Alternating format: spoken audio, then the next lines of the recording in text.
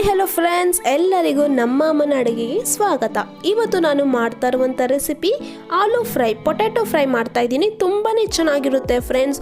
ಅನ್ನ ಸಾಂಬಾರ್ ಜೊತೆ, ರಸ ಅನ್ನದ ಜೊತೆ ಸೈಡ್ ಡಿಶ್ ಆಗಿ ಹಾಕೊಂಡು ತಿಂದರೆ ಸಖತ್ತಾಗಿರುತ್ತೆ. ಹಾಗೆಯೇ ಚಪಾತಿ, ರೋಟಿ, ಪೂರಿ ಜೊತೆ ಅಂತೂ ತುಂಬಾ ಚೆನ್ನಾಗಿರುತ್ತೆ. ಹಾಗೆಯೇ ಸಬ್ಸ್ಕ್ರೈಬ್ ಮಾಡಿದಿರೋ ವಿಡಿಯೋ ನೋಡ್ತಾ ಇದ್ದರೆ ನಮ್ಮ ಅಮ್ಮನ ಅಡುಗೆ ಚಾನಲ್ನ ಸಬ್ಸ್ಕ್ರೈಬ್ ಮಾಡ್ಕೊಳ್ಳಿ, ಪಕ್ಕದಲ್ಲಿ ಬರುವ ಬೆಲ್ಲೈಕನ್ನ ಕ್ಲಿಕ್ ಮಾಡಿ.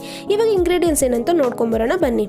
ಎಣ್ಣೆ 3 ರಿಂದ 4 ಟೇಬಲ್ ಸ್ಪೂನ್, ಸಾಸಿವೆ ಅರ್ಧ ಟೇಬಲ್ ಸ್ಪೂನ್, ಜೀರಿಗೆ 1 ಟೇಬಲ್ ಸ್ಪೂನ್, ಬೆಳ್ಳುಳ್ಳಿ 5ನೇ ಈ ಥರ ಜಜ್ಜಿಟ್ಕೊಂಡಿದ್ದೀನಿ, ಹಸಿಮೆಣಸಿನಕಾಯಿ 4 ಈ ಥರ ಚಿಕ್ಕದಾಗಿ ಕಟ್ ಮಾಡಿ ಇಟ್ಕೊಂಡಿದ್ದೀನಿ, ಈರುಳ್ಳಿ 2 ಈ ಥರ ಚಿಕ್ಕದಾಗಿ ಕಟ್ ಮಾಡಿ ಇಟ್ಕೊಂಡಿದ್ದೀನಿ, ಅಚ್ಕಾರದ ಪುಡಿ 1.5 ಟೇಬಲ್ ಸ್ಪೂನ್ ತಗೊಂಡಿದ್ದೀನಿ, ಧನಿಯಾ ಪುಡಿ 1 ಟೇಬಲ್ ಸ್ಪೂನ್, ಅರಿಶಿನ ಪುಡಿ ಅರ್ಧ ಟೇಬಲ್ ಸ್ಪೂನ್ ತಗೊಂಡಿದ್ದೀನಿ, ಗರಂ ಮಸಾಲ 1 ಟೇಬಲ್ ಸ್ಪೂನ್, 4 ಆಲೂಗಡ್ಡೆನ ಈ ಥರ ಚಿಕ್ಕದಾಗಿ ಕಟ್ ಮಾಡಿ ನೀರಲ್ಲಿ ಹಾಕಿಟ್ಕೊಂಡಿದ್ದೀನಿ. ನೀರಲ್ಲಿ ಹಾಕೋದ್ರಿಂದ ಅದು ಕಪ್ಪಗಾಗಲ್ಲ, ಅದಕ್ಕೋಸ್ಕರನೇ.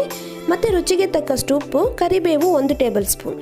ಮಾಡುವ ವಿಧಾನ: ಸ್ಟವ್ ಹಚ್ಚಿ ಒಂದು ಕಡಾಯಿಯನ್ನು ಇಟ್ಕೊಂಡಿದ್ದೀನಿ. ಇವಾಗ ಕಡಾಯಿಯೆಲ್ಲ ಬಿಸಿ ಆಗಿದ ಮೇಲೆ ನಾನು ಇದಕ್ಕೆ ಎಣ್ಣೆನ ಹಾಕ್ಕೊತಾ ಇದ್ದೀನಿ. ಒಂದು 3 ಟೇಬಲ್ ಸ್ಪೂನ್ ಎಣ್ಣೆನ ಹಾಕ್ಕೊಂಡಿದ್ದೀನಿ. ಎಣ್ಣೆ ಎಲ್ಲ ಬಿಸಿ ಆದ ಮೇಲೆ ನಾನು ಇದಕ್ಕೆ ಸಾಸಿವೆನ ಹಾಕ್ಕೊಂಡಿದ್ದೀನಿ. ಸಾಸಿವೆ ಎಲ್ಲ ಚೆನ್ನಾಗಿ ಸಿಡಿಬೇಕು. ಸಾಸಿವೆ ಎಲ್ಲ ಚೆನ್ನಾಗಿ ಸಿಡಿದ ಮೇಲೆ ನಾನಿಲ್ಲಿ 1 ಟೇಬಲ್ ಸ್ಪೂನ್ ಜೀರಿಗೆ.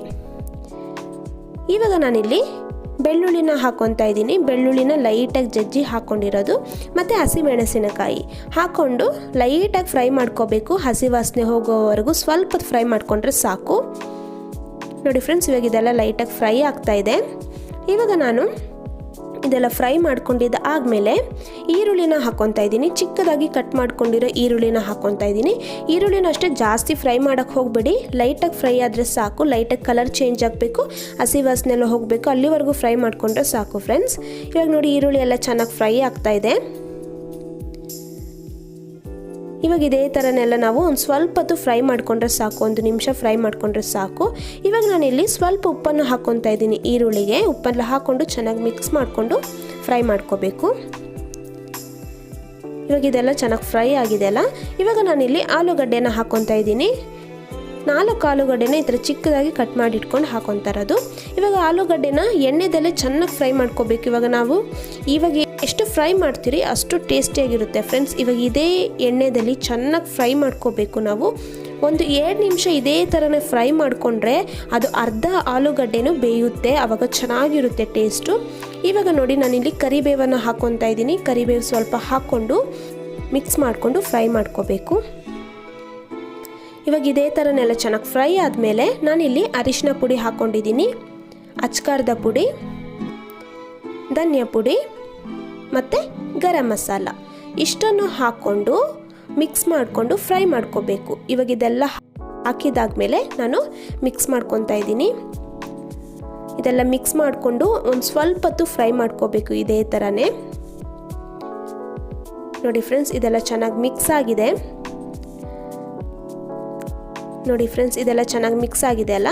ಇವಾಗ ನಾನಿಲ್ಲಿ ಸ್ವಲ್ಪ ಉಪ್ಪನ್ನು ಹಾಕ್ಕೊತಾ ಇದ್ದೀನಿ. ನೋಡಿ, ರುಚಿಗೆ ತಕ್ಕಷ್ಟು ಉಪ್ಪನ್ನು ಹಾಕ್ಕೊಂಡು ಮಿಕ್ಸ್ ಮಾಡ್ಕೊಬೇಕು. ಇಲ್ಲಿ ಮೊದಲೇ ನಾನು ಈರುಳ್ಳಿಗೆ ಉಪ್ಪು ಹಾಕಿದ್ದೆ, ಇವಾಗ ಸ್ವಲ್ಪ ಉಪ್ಪನ್ನು ಹಾಕ್ಕೊತಾ ಇದ್ದೀನಿ ರುಚಿಗೆ ತಕ್ಕಷ್ಟು. ಇದೆಲ್ಲ ಹಾಕ್ಕೊಂಡು ಒಂದ್ಸತಿ ಮಿಕ್ಸ್ ಮಾಡ್ಕೊಬೇಕು. ಇವಾಗ ಇದೆಲ್ಲ ಹಾಕಿ ಮಿಕ್ಸ್ ಆಗಿದೆ. ಆಲೂಗಡ್ಡೆ ಫಸ್ಟೇ ಬೆಂದಿದೆ, ಇನ್ನು ಸ್ವಲ್ಪ ಬೇಯಬೇಕು. ಅದಕ್ಕೆ ಸ್ವಲ್ಪ ನೀರನ್ನು ಹಾಕ್ಕೊಂಡು ಒಂದ್ಸತಿ ಮಿಕ್ಸ್ ಮಾಡ್ಕೊತೀನಿ. ಒಂದು 2 ರಿಂದ 3 ಟೇಬಲ್ ಸ್ಪೂನ್ ನೀರು ಹಾಕ್ಕೊಂಡು ಮಿಕ್ಸ್ ಮಾಡಿಕೊಂಡು ಒಂದು ಸ್ವಲ್ಪ ಹೊತ್ತು ಬೇಯೋದಕ್ಕೆ ಬಿಡೋಣ. ನೋಡಿ ಫ್ರೆಂಡ್ಸ್, ಒಂದು ಸ್ವಲ್ಪ ಹೊತ್ತು ಆಗಿದೆ. ಇವಾಗ ಒಂದ್ಸತಿ ಮಿಕ್ಸ್ ಮಾಡ್ಕೊಳ್ಳೋಣ. ನೋಡಿ, ನೀರೆಲ್ಲ ಹೋಗಿ ಫುಲ್ಲು ಡ್ರೈ ಆಗಿದೆ. ಇವಾಗ ಒಂದ್ಸತಿ ಮಿಕ್ಸ್ ಮಾಡ್ಕೊತಾ ಇದ್ದೀನಿ.